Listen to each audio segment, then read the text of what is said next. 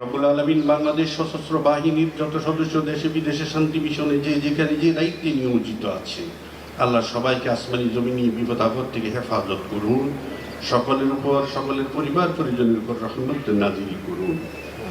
আয় আল্লাহ, আমাদের দেশের সার্বিক শান্তি সমৃদ্ধি দান করুন, আমাদের দেশকে ও দেশবাসীকে হেফাজত করুন।